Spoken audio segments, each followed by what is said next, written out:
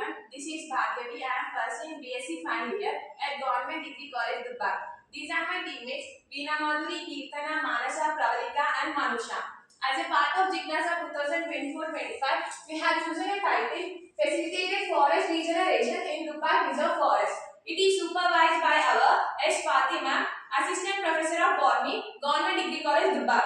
Content of the project is Introduction, Literature Review, Research Question, Objectives and Hypothesis, Research Method, Data Analysis, Findings and Conclusion. I request Veena Madhuri to continue with the next part.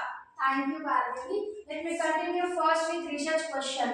What is the effectiveness of facilitated forest regeneration in enhancing forest cover, biodiversity and ecosystem services in Dubai Reserve Forest? Objectives. The main objectives of the study are to assess the current status of facilitated forest regeneration in Dubai Reserve Forest, to identify suitable native species for forest regeneration in Dubai Reserve Forest, to effectiveness the different facilitated forest regeneration techniques, to assess the ecological, social and economic benefits for facilitated forest regeneration in Dubai Reserve Forest. Hypothesis. Facilitated forest regeneration in natural assess the natural regeneration in enhancing forest room. Facilitated forest regeneration and natural regeneration and planting of native species will significantly enhance forest cover, biodiversity and ecosystem services in Dubai Reserve Forest. I request Kirtana continue with the next part. Thank you. Research design. First, we have just chosen mixed methods approach, which is a combination of qualitative and quantitative techniques. Field observation was in the reserve forest to identify areas with gaps with the forest cover. Samplings. We have collected data from randomly selected plots within reserve forest. Interviews. Connect interviews with forest department officials to gather information on reserve forest and local community members to understand their involvement in forest. Secondary data. It is also used in it from forest department and research papers. I request Mansa to continue with next part.